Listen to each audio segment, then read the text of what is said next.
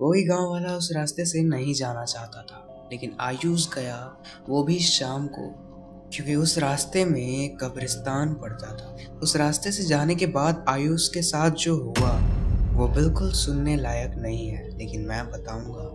अगर तुम शाम को देख रहे हो तो थोड़ा संभल के, क्योंकि ये वाली वीडियो देखने के बाद तुम कभी उस रास्ते पे नहीं जाना चाहोगे जिस रास्ते में कोई कब्रिस्तान पड़ता है। तो चलो कहानी को शुरू करते हैं, लेकिन उससे पहले वीडियो को लाइक करके चैनल को सब्सक्राइब कर देना, क्योंकि अगली वीडियो जो आने वाली है ये बहुत खतरनाक होने वाली है। तो चलो कहानी को शुरू करते हैं। एक गांव था, नाम था मदनपुर। आयुष वहीं का एक रहने वाला लड़का था। वो एक स्कूल स्टूडेंट था, लाइक मी। स्कूल बस उसके घर के गेट के पास आती थी और बस उसे पिकअप करके स्कूल लेके जाती थी। ये बातें मैंडेटरी है, इसलिए मैं तुम्हें बता रहा हूँ, एंड आगे इसकी जरूरत पड़ेगी। जो स्कूल बस थी वो हमेशा एक लॉन्ग रूट को फॉलो करती थी, एंड लॉन्ग रूट से घर की दूरी लगभग 15 किलोमीटर थी। लेकिन एक और रूट थी जो घर से स्कूल की दूरी लगभग 10 किलोमीटर तक कम कर देती थी। यानी आयुष के लिए बस वॉकिंग डिस्टेंस 4-5 किलोमीटर। आयुष जब भी बस में बैठता वो उस रूट के बारे में जरूर सोचता कि बस वाले गधे तो नहीं है जो लॉन्ग रूट फॉलो करते हैं। शॉर्ट रूट सामने है और जस्ट लगभग 10 किलोमीटर की बचत होगी, फिर भी वो लॉन्ग रूट फॉलो करते हैं। भाई गधे तो नहीं थे, लेकिन कुछ रीज़न था जो आयुष को अभी तक पता नहीं था। वो जब भी माँ से उस रूट के बारे में पूछता तो उसकी माँ कुछ बताती नहीं है, लेकिन कहती है कि उस रूट से कभी आना जाना नहीं करना है।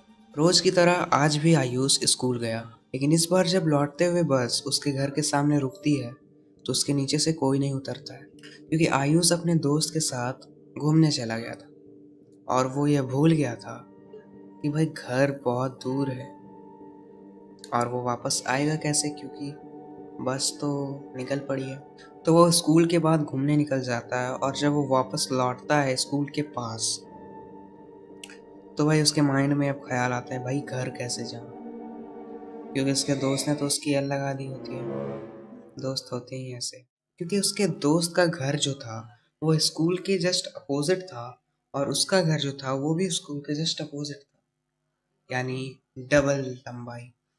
उसके दोस्त ने कहा कि तुम मेरे घर आ जाओ, लेकिन उसने मना कर दिया क्योंकि वो माँ को बताया नहीं था कि मैं दोस्त के साथ जा रहा हूँ घूमने। अगर अभी मैं घर पहुँच जाता हूँ तो ठीक है, लेकिन रात को अगर मैं घर के बाहर रहूँ तो भाई सुबह क्या होगा वो। अब जो उसका दोस्त आइडिया देता है, उसी आइडिया की वजह से वो बहुत खतरनाक तरीके से फंस जाता है। उसका दोस्त कहता है वो देखो सामने रास्ता है, 5 किलोमीटर ज़्यादा नहीं, पास में ही तो है, दौड़ लगा ले और चल जा। उधर देखने पर रोड बहुत अंधेरा होता है और आयुष को उसकी माँ हमेशा कहती कि उधर से मत आना, इसलिए वो थोड़ा घबरा जाता है। वो कहता है नहीं भाई, उधर से तो नहीं जाऊंगा, कुछ भी हो जाए। तो उसका दोस्त मजाक में उसे कहता है डर गया क्या, अबे फट्टू। अब हो जाता है आयुष का ईगो हर्ट, मुझे फट्टू बोलेगा, दिखाता हूँ जाके। अब भाई साहब निकल गए उसी रोड की तरफ। आयुष का दोस्त जो है दूर से देखता है कि हाँ वो जा रहा है, तो वो क्या करता है अपने घर की ओर निकल लेता है। अब आयुष अपने रास्ते पे अकेला चल रहा होता है और उसके साथ जो होगा वो तो आपको पता चल ही जाएगा। वीडियो में एंड तक बने रहिए। आगे बढ़ते हैं। अब रास्ता जो था वो बहुत सुनसान था, लिटरली उसकी सांस की आवाज़ उसे सुनाई दे रही थी और जरा से भी आसपास कहीं आवाज़ आती वो एकदम से डर जाता, जैसे अगर चिड़िया ही पर हिलाती है तो बहुत जोर से डर जाता है। उसके कदमों की आवाज़ बहुत अच्छे से सुनाई दे रही थी और वो चुपचाप सीधा रास्ते में चल रहा था। आसपास बहुत अंधेरा था, बस चांद की हल्की हल्की रोशनी पड़ रही थी ज़मीन पे, सिर्फ रूट दिख रहा था कि हाँ सामने जाना है। वो आसपास तो कहीं नहीं देख रहा था, पूरा फोकस रोड की तरफ था और चलते जा रहा था, क्योंकि आसपास देखने पर आसपास तो जंगल ही थे और बहुत अंधेरा था, इतना खौफनाक अंधेरा कि उसे देखने के बाद वहाँ पर आप होते तो आप उसे फील करते। और लिटरली भाई वो गांव था कि जंगल, मुझे समझ में नहीं आता, ऐसा आप कह सकते थे। आगे चलते चलते करीब 2.5 किलोमीटर चलते चलते उसे सामने थोड़ा दूर में एक छोटा सा बल्ब दिखता है जो कि टिमटिमा रहा होता है, जस्ट मतलब लगता है कि अब बुझ जाएगा, फिर जल जाता था, फिर बुझता था, फिर जलता था, ऐसा टाइप का। तो वो उसे देखता है तो उसे थोड़ा राहत मिलती है कि भाई सामने कोई घर है, लगता है थोड़ा सा आराम मिल जाएगा। वो रोशनी की तरफ तेज चलने लगता है और चलते चलते चलते चलते चलते जैसे ही वो रोशनी के पास पहुंचता है, वो साइड देखता है तो उसके सामने एक दरवाजा था जो मेन गेट की तरह था, लोहे के रॉड से बना हुआ था, और उसके ऊपर एक बोर्ड था और बोर्ड में लिखा था स्थानीय मदनपुर कब्रिस्तान। और ये बोर्ड पढ़ने के बाद वो जैसे ही नीचे देखता है, पहले तो इससे उसकी फटी ही थी, और नीचे देखता है तो गेट के सीधा आर पार एक कब्र उसे दिख रहा था जो कि बहुत ही डरावना था। इससे उसकी जान हलक पे आ जाती है और वो भागने की कोशिश करता है। कब्रिस्तान के सामने जिधर वो भागने की कोशिश करता है, उसके सामने छोटी सी एक कीचड़ थी, उस पर वो फंस जाता है। वो जी जान से अपने पैर को छुड़ाता है और वो भागता है घर की तरफ। 2.5 किलोमीटर वो भाई दौड़ते दौड़ते पार कर लेता है। उसकी माँ बाहर बैठी हुई थी, बहुत टेंशन में। वो आयुष को जब उस रास्ते से आते हुए देखती है तो वो एकदम घबरा जाती है, लेकिन वो इस बात से खुश थी कि उसे कुछ नहीं हुआ था। वो पास आता है तो उसकी माँ देखती है कि वो बहुत डरा हुआ है, तो वो उसे चुप करवाती है, शांत करवाती है और उसे घर लाती है। और घर आने के बाद भी उसके पैर में वहाँ की कीचड़ लगी हुई थी। फिर वो घर के अंदर जाके फ्रेश होता है, खाना पीना खाता है और सो जाता है। अचानक से उसकी नींद खुलती है रात के 3 बजे। उसके कान में एक जोर से आवाज़ गूंजी थी जिसमें कोई लड़की उससे मदद मांग रही थी। वो अचानक से उठता है और कमरे के आसपास देखता है, लेकिन उसे कुछ नहीं दिखता है सिवाय अंधेरे के। ये वाली घटना फील करने के बाद फिर वो सो जाता है, और वो जब सुबह उठता है तो उसे बहुत तेज बुखार होती है। उसकी फैमिली उसे पास के क्लिनिक में ले जाती है और कुछ मेडिसिन के साथ उसे छोड़ दिया जाता है, और वो घर आता है, दवाई खा के सो जाता है।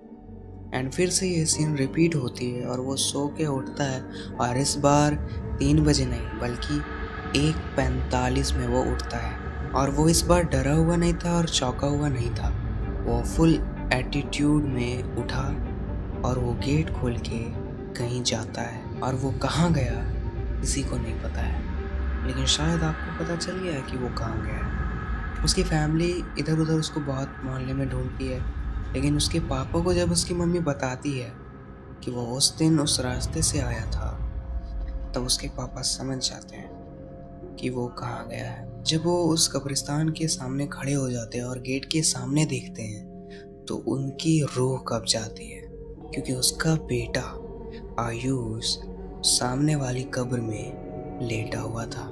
उसके पापा डरते हुए ही अपने बेटे को उठाते हैं और घर लेके आते हैं। आयुष घर बिल्कुल नहीं आना चाहता था, लेकिन उसे जोर जबरदस्ती करके लाया जाता है। घर में आने के बाद वो होश में आता है और एकदम शांत बैठा हुआ रहता है। उसके पापा गांव के लोकल ओझे को बुलाते हैं और अपने बेटे को देखने के लिए कहते हैं। ओझा कुछ पानी में मंत्र मार के उसे देता है पीने को, और वो पीता है, और फिर ओझा अपने घर चला जाता है और ये सो जाता है। दिन में ही सोता है, रात को नहीं सोता है इस बार। तो उसकी फैमिली घर के बाहर बैठी हुई थी अंगने में, सोच रही थी क्या हो रहा है क्या नहीं हो रहा है। अब शाम होने लगती है, आयुष के पेरेंट रूम में चले जाते हैं और अब आयुष की नींद खुलती है। वो उठता है और उसे बहुत तेज भूख लगती है। वो सीधा अपने अंगने में जाता है। अंगने के कोने में 2 बकरियां थी। बकरियां गांव में होती है ना, वही। वो उसे देखता है और बहुत खुश हो जाता है। वो उसके पास जाता है और एक बकरी को वो पकड़ता है, उसके गर्दन को पकड़ता है और लिटरली ऐसे दबा के उसके गर्दन को चबा जाता है। जैसे ही बकरी के गर्दन में उसके दांत गड़ती है, वो बहुत जोर से चिल्लाती है और वो चिल्लाते रहती है। ये सुन के उनकी फैमिली बाहर आती है और जो वो देखती है वो अभी आप इमेजिन कर रहे हो। वो पूरे शॉक्ड हो जाते हैं। उसकी मम्मी जैसे उसके आगे जाना चाहती है, उसके पापा रोक देते हैं और कहते हैं आगे खतरा हो सकता है। वो दोनों बहुत हैरान थे और वो देखते हैं कि आयुष बकरी की खून चूस रहा है और बस इतने में ही वो नहीं रुका है। वो धीरे धीरे बकरी की शरीर को फाड़ रहा है और उसके अंदर की मीट को खा रहा है। ये देखने के बाद उसके पिता ने कहा, तुम यहीं रुको, मैं किसी शक्तिशाली ओझा को बुला के लाता हूँ। वो फटाक से अपनी साइकिल में बैठते हैं और जाते हैं गांव के बाहर और एक दूसरे ओझा को बुला के लाते हैं। ओझा के आने के बाद जैसे ही वो घर में कदम रखते हैं, आयुष जो अब तक अपनी बकरी जो खा रहा था वो अचानक से रुक जाता है और जैसे ही वो ओझा अंदर आता है वो उसकी तरफ देखता है और बहुत गुस्से में देखता है। वो बकरी को नीचे पटकता है और सीधा अपने रूम में घुस के खुद को लॉक कर लेता है। अब ओझा जो है उसके गेट के सामने खड़ा हो जाता है और 2-3 बार पटकता है।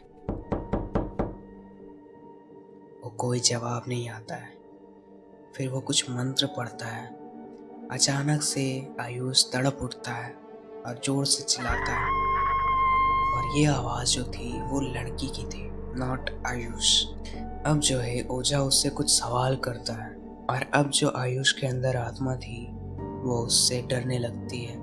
ओझा कहता है, तुम कौन हो? उधर से जवाब आता है, मैं छाया हूँ। ये आवाज़ बहुत ही लड़की के टाइप की थी, बहुत पतली और डरावनी थी। ओझा पूछता है कि तू इसके शरीर में क्या कर रही है?